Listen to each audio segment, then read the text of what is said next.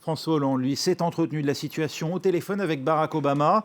D'après l'Élysée, les deux chefs d'État sont convenus de conjuguer leurs efforts pour résoudre la crise. La France qui, d'après son président, n'a rien à craindre d'une éventuelle sortie d'Athènes de la zone euro. Pourtant, à la Bourse de Paris, aujourd'hui, le CAC 40 a clôturé en net repli de 3,74%, comme ailleurs en Europe. Alors, quel impact, justement, sur les marchés? Avec nous pour en parler, l'économiste au CEPI, Thomas Gjebin, bonjour. Bonjour. Les banques françaises affichent aujourd'hui les plus fortes baisses de l'indice. Pourquoi, si la France n'a rien à craindre, quelle est l'exposition réelle des institutions financières? Je pense que la France a tout à craindre d'une sortie de la Grèce de la zone euro, d'une part parce que la France a engagé plus de 40 milliards d'euros auprès de la Grèce, et d'autre part, il y a ce que les marchés peuvent craindre, c'est un risque de contagion. On nous rassure en nous disant qu'il y a des mécanismes qui ont été mis en place. On voit qu'il y a un certain doute sur le fait que si la Grèce sort de l'euro, il y a un risque d'emballement et de contagion financière, y compris à d'autres pays que la Grèce. Alors justement, pour essayer de comprendre comment se transmet cette contagion, si la Grèce quitte la zone euro, pour les raisons que l'on sait, en quoi cela peut concerner d'autres pays qu'on dit exposés, comme l'Italie, l'Espagne ou même la France? Il y a plusieurs canaux. D'une part, les banques grecques, des banques françaises ont investi en Grèce. Donc ça, c'est de moins en moins le cas parce qu'elles se sont Donc ça, c'est désengagées. l'exposition directe. On comprend assez bien, c'est une perte sèche. Mais je pense qu'il y a une exposition plus indirecte qui est le fait que s'il y a une panique, comme on a observé il y a quelques années, vous avez le financement de la dette française, espagnole ou italienne va augmenter. Parce qu'à ce moment-là, les investisseurs sont plus réticents à financer des pays comme la France, l'Espagne ou l'Italie. C'est ça, vous voyez, en Italie, par exemple, une dette autour de 120%. On peut aussi remettre en cause le fait que l'Italie pourra payer in fine sa dette. Et donc, si on voit qu'il y a un signal qui est envoyé que la Grèce sort de l'euro, c'est tout l'édifice qui peut être menacé. Ça crée un précédent aux yeux des investisseurs. Ça veut dire que si la Grèce quitte l'euro, alors il n'y a plus de barrière à ce qu'un autre pays par la suite puisse la quitter à son tour. C'est un des principaux risques quand vous avez une union monétaire et qu'un des pays sort de cette union. On voit que cette union n'est pas durable, pas solide. Et donc là, vous avez un risque que tout l'édifice s'écroule. Il y a le cas de la Grèce, évidemment, on le comprend bien. Si pour autant les électeurs grecs décidaient samedi de rester dans la zone euro avec les concessions que l'on sait de leur part, on parle d'ores et déjà d'une possible renégociation. Angela Merkel dit que la porte de la négociation n'est pas fermée. On entend le même son de cloche du côté de Bruxelles. On peut envisager éventuellement de nouvelles discussions. Quel serait le prix à payer d'un maintien de la Grèce au prix de concessions trop importantes? On nous dit la crédibilité de l'euro est en jeu. Ça se traduirait comment? Je pense que là, l'enjeu, c'est aussi la Grèce a fait des efforts très importants ces dernières années. Le taux de chômage des jeunes est de plus de 50%. Le taux de chômage général est de plus de 25%. Et les créanciers, en fait, demandaient des efforts supplémentaires à la Grèce.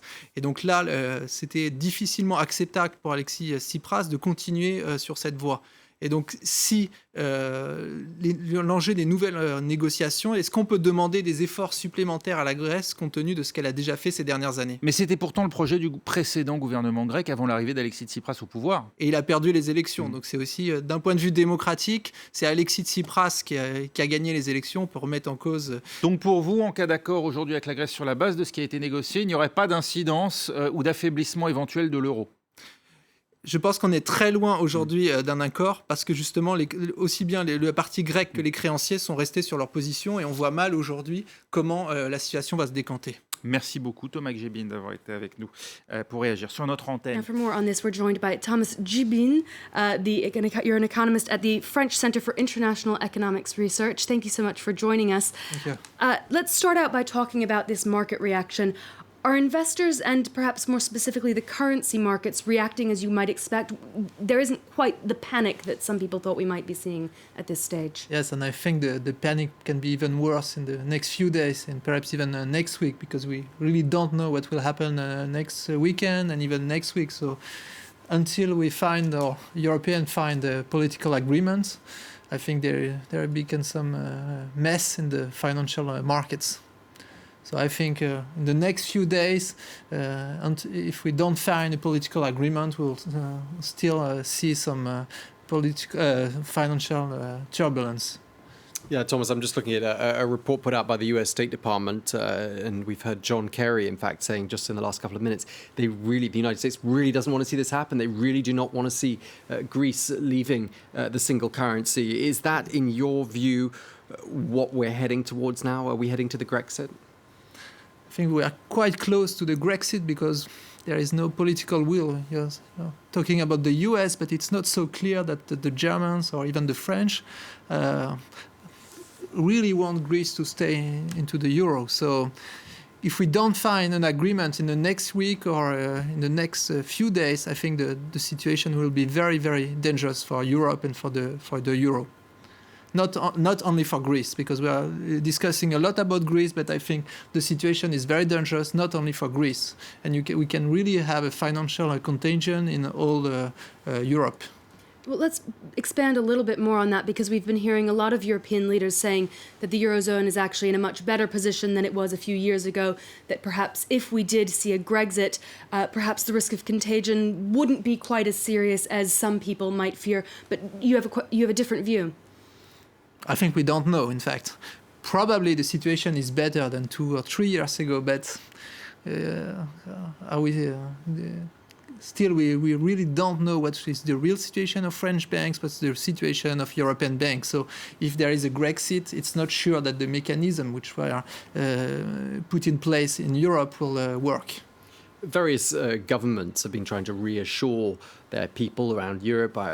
Britain isn't in the Eurozone, of course, but the British Chancellor was saying today that various contingency measures have been put in place to safeguard against a possible Grexit. What sort of things are leaders of European countries having to do, and not just European countries, perhaps even further beyond, to protect in the event of a default? Well, I think they should.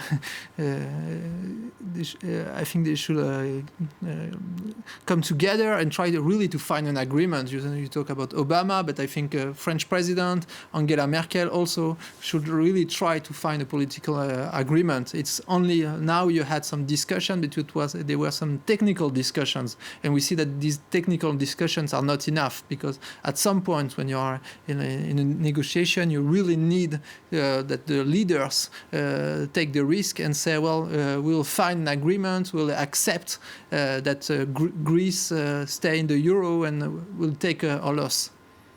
Okay. Ms. Tchoubine, thank you so much for joining us here at France 24, and I'll be back in an hour's time with the close of Wall Street for you, Tom.